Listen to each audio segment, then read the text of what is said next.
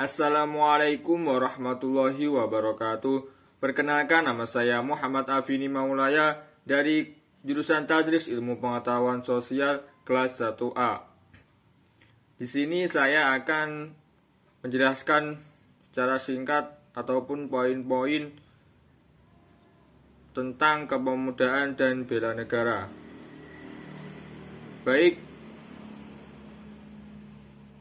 kita akan mengenal terlebih dahulu apa itu negara.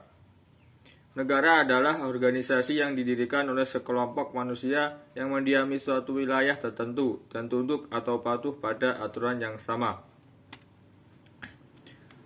Di sini saya akan menjelaskan juga tentang unsur-unsur negara. Ada 4 unsur negara, yaitu yang pertama adanya daerah atau wilayah dengan batas-batas yang jelas. Kedua, adanya rakyat yang menetap. Ketiga, adanya pemerintah yang berdaulat. Keempat, adanya pengakuan dari negara lain. Untuk unsur 1, 2, dan 3 disebut unsur konstitutif, sedangkan unsur keempat disebut unsur deklaratif.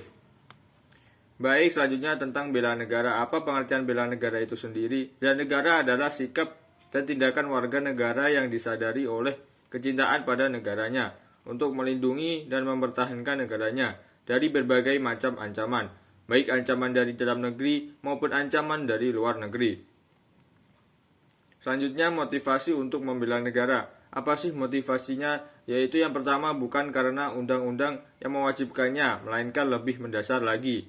Kedua, karena ia mencintai bangsa dan negaranya. Kemudian ada latar belakang pentingnya bela negara.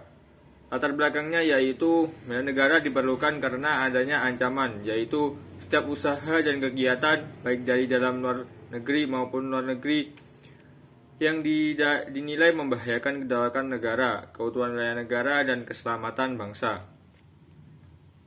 Adapun berbagai sumber ancaman. Untuk ancaman yang pertama yaitu ancaman dari dalam negeri, yaitu yang pertama ada konflik antar KLP atau golongan, KLP separatis, pemaksaan kehendak atau kerusuhan, korupsi, memudarnya rasa nasionalisme, kemiskinan, dan pengangguran. Untuk yang kedua yaitu ancaman dari luar negeri. Ancaman dari luar negeri yaitu yang pertama ada invasi atau agresi militer. Kedua, serbuan budaya asing. Ketiga, terorisme skala internasional. Keempat, jaringan narkoba skala internasional. Kelima, penjaraan kekayaan alam. Keenam, spionase dan infiltrasi. Ketujuh, sabotase. Selanjutnya ada bentuk-bentuk ancaman. Untuk yang pertama yaitu ada ancaman militer.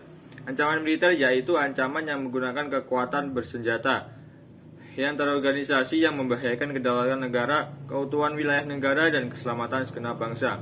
Adapun contoh-contoh ancaman militer yaitu yang pertama agresi dan invasi, kedua blokade, 3 spionase, 4 sabotase, 5 pemberontakan bersenjata, 6 perang saudara antar KLP yang menggunakan senjata, 7 aksi teror bersenjata oleh jaringan terorisme internasional. Untuk yang kedua selanjutnya ada ancaman non-militer. Ancaman non-militer yaitu ancaman yang menggunakan kekuatan non-senjata, yaitu kekuatan ekonomi, politik, dan sosial budaya yang dinilai mampu membahayakan kedaulatan negara, keutuhan wilayah negara, dan keselamatan segenap bangsa. Adapun contoh ancaman non-militer yaitu yang pertama adanya pengaruh budaya global, kedua pengaruh ekonomi, ketiga kejahatan internasional yaitu seperti terorisme, imigran gelap, narkotika, dan pencurian alam.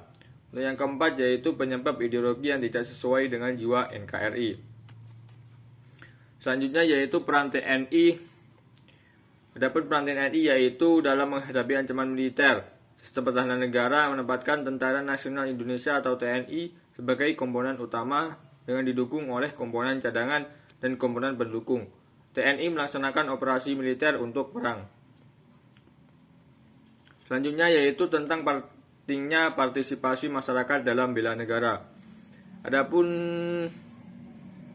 partisipasinya masyarakat yaitu untuk yang pertama adanya ancaman, kedua sistem pertahanan kita adalah sistem kamrata. Dalam sistem kamrata, rakyat merupakan salah satu komponen pertahanan yaitu sebagai komponen cadangan.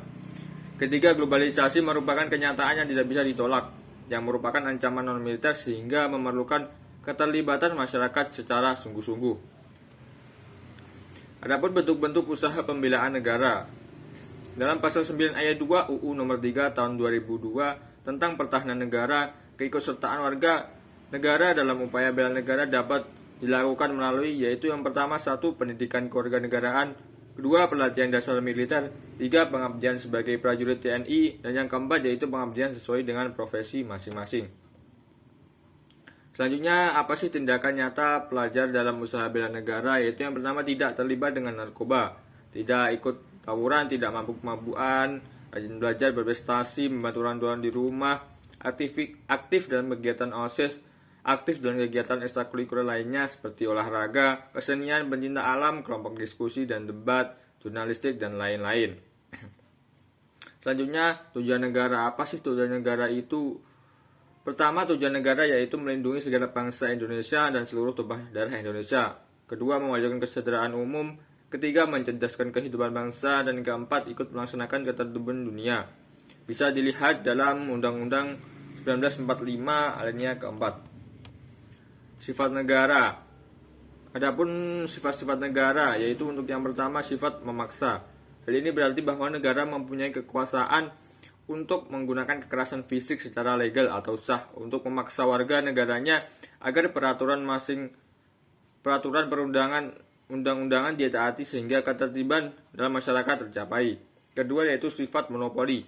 Negara memiliki sifat monopoli dalam menetapkan tujuan bersama dalam masyarakat sehingga kegiatan yang menyangkut hak hidup orang banyak dimonopoli oleh negara. Untuk yang ketiga yaitu sifat menyangkut semua. Semua peraturan perundang-undangan berlaku bagi semua orang tanpa terkecuali. Fungsi negara. Adapun fungsinya yaitu untuk yang pertama melaksanakan penertiban dalam masyarakat. Yang kedua melaksanakan pertahanan dan keamanan. Ketiga mengusahakan kesejahteraan dan kemakmuran rakyatnya. Dan yang keempat yaitu menegakkan keadilan.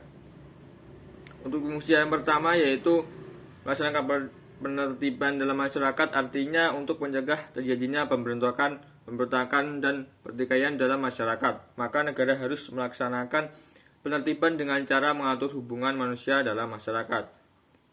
Untuk fungsi yang kedua yaitu melaksanakan pertahanan dan keamanan, artinya negara berfungsi untuk mencegah dan mengulangi berbagai macam ancaman, gangguan, hambatan, dan tantangan baik dari dalam maupun dari luar. Untuk itu negara harus memiliki angkatan bersenjata dan alat-alat pertahanan yang memadai, cukup dan selalu terpelihara. Untuk fungsi yang ketiga yaitu mengusahakan kesejahteraan dan kemakmuran. Negara berkewajiban untuk mengusahakan tercapainya kemakmuran dan kesejahteraan bagi seluruh rakyatnya. Untuk itu maka pemerintahan harus melaksanakan pembangunan yang merata di segala bidang, baik di kota maupun di pedesaan. Untuk fungsi yang terakhir yaitu menegakkan keadilan dalam masyarakat. Artinya keadilan adalah merupakan hak bagi setiap manusia dan setiap orang harus memperoleh rasa keadilan, mendapatkan hak-haknya serta terhindar dari tindakan sewenang-wenang ataupun ketidakadilan. Berikut yang bisa dapat saya sampaikan, ada kurang lebihnya mohon maaf. Wassalamualaikum warahmatullahi wabarakatuh.